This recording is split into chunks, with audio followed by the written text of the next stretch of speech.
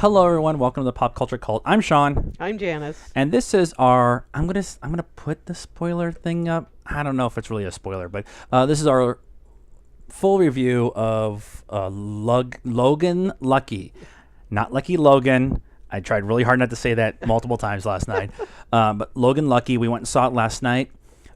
We did the very hillbilly thing. We went and got wings and bears and went and saw Logan Lucky on a mostly empty theater. Yeah, it was in a big theater. Yeah, it was. There wasn't a whole lot of maybe a third full, Yeah. which is kind of disappointing. Steven Soderbergh hasn't done any movies in the last few years, and this is his comeback to everything. And his unretirement. retired. I don't know. Retired tires. Yeah.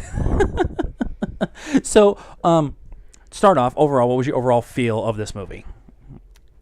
So, I liked it. Okay, again, in a movie theater with somebody talking through the entire movie. Shut the fuck up. Jesus Christ. Why do you pay $10.50 a person to go sit in a movie theater and talk the whole time? Right. I don't get it. But I thought it was good. I don't think it was Steven Soderbergh's best. I mean, I really like Ocean's 11, and I really liked how you didn't necessarily know how the whole thing worked Right. until the very end Right. when they went through and explained it all to you. And this one, I just there's a couple things that we never got an explanation to. And Right. I was like, Right. Ocean's 13 was that way too. What they showed you how they did everything, but they still had a couple other things at the end where they, yeah, had Yeah. to explain it and stuff like that. Yeah. I liked this. It wasn't. It Ocean's 11 is one of my all-time favorite movies. Yeah. And the OG one is one of my all-time favorite movies too. But the new one with George Clooney and Brad Pitt and all them, it's one of my all-time favorite movies. I probably watched it 150 times. I force her to sit down and watch it every time we're getting ready to go to Vegas, which is in a couple of weeks. But this one was good. But I found myself wanting the pace to pick up. Yeah.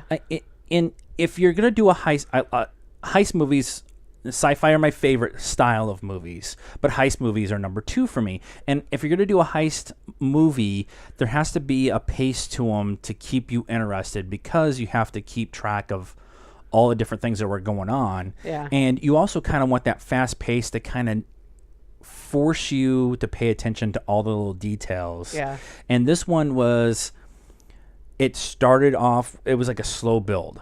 So it was one continuous build to the climax at the end.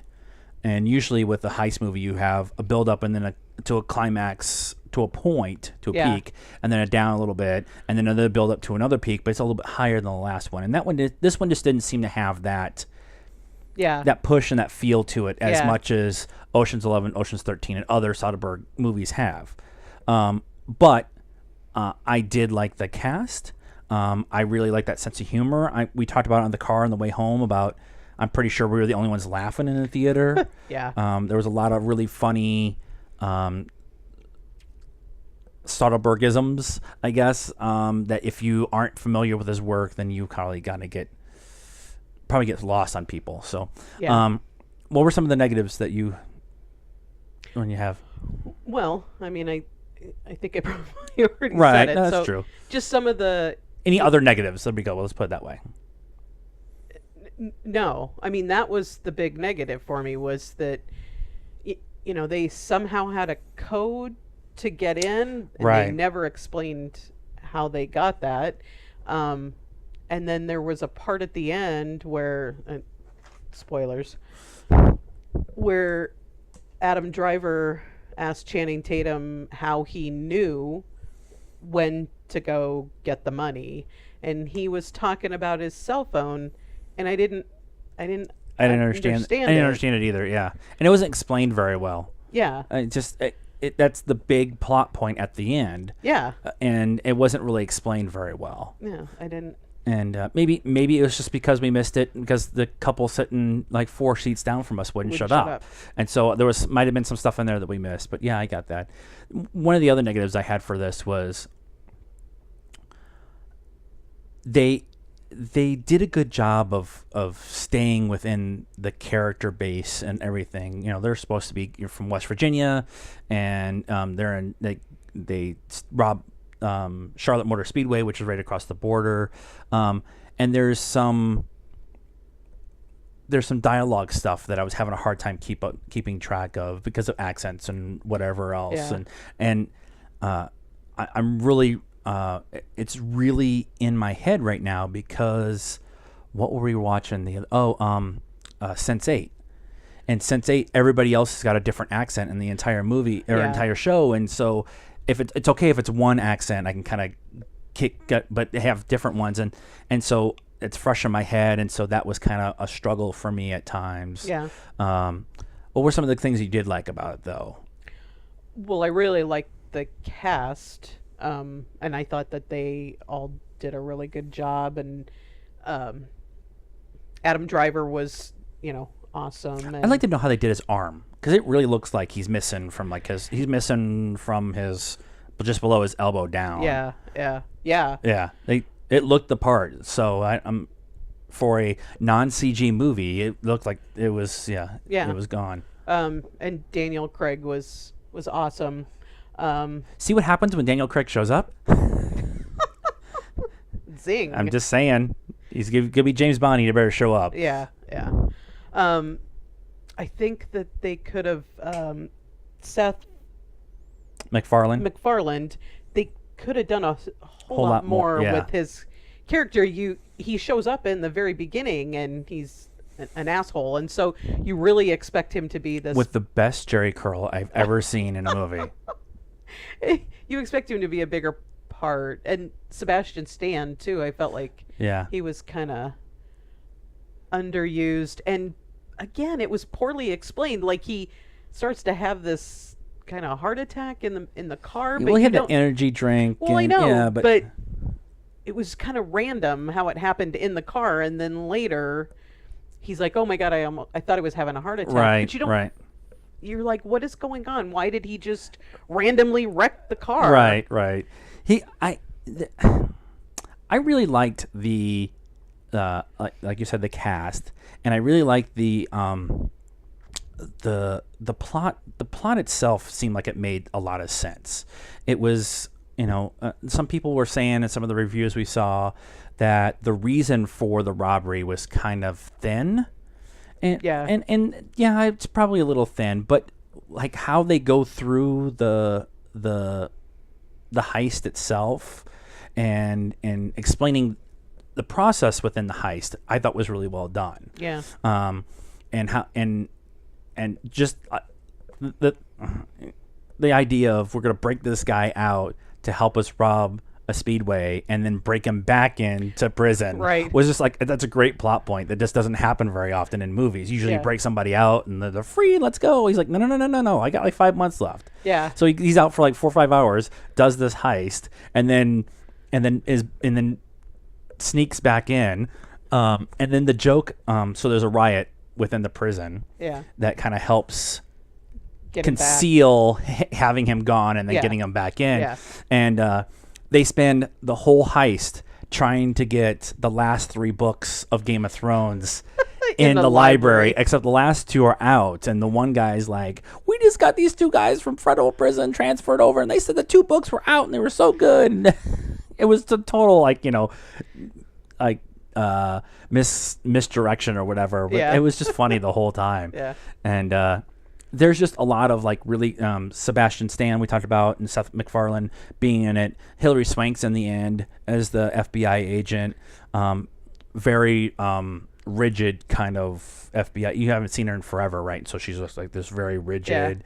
And there was again this twist to that would have been funnier if something. They really didn't explain that very well.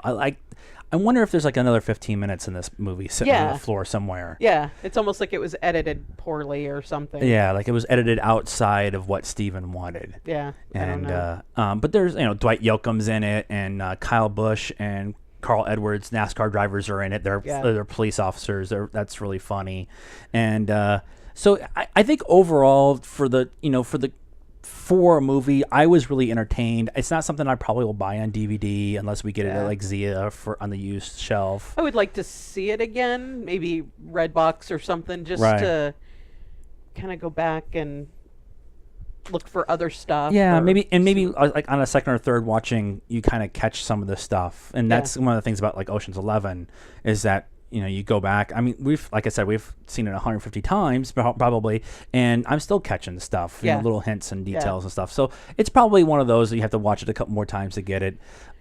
maybe. And it looks like it's not going to do very well, which I'm sad because I want Steven to come back and do more stuff on a regular basis.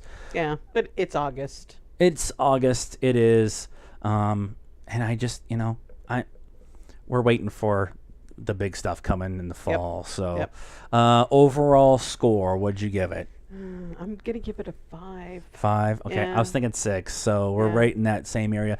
Not I'm going to preface it with these scores are based on everything else we've seen this year. Yeah. And when we've got Dunkirk and Logan and Split and Baby Driver and all these are in 8, 9, 9.5, almost 10 range. Yeah. And we were just talking about the other day, Wonder Woman, Homecoming, Guardians of the Galaxy are all 7s and 8s. Yeah. And they were great movies. We're gonna do a full review on the Guardians of the Galaxy DVD on the show on Monday, and it's still probably my favorite movie this year. But Yeah, and Guardians of the Galaxy probably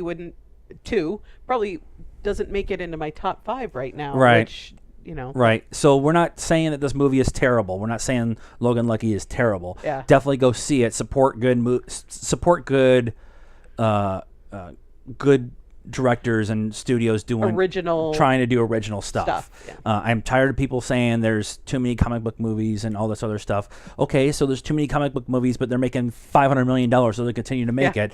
Yeah. Here's another one, and Hitman's Bodyguard is the same thing, kind of an original, different, outside that box. Go support those just as much as you support the big comic book movies. So overall, fun, good, have good August date night kind of fun thing. Yeah. But probably not a world beater. Yeah. That's what we have.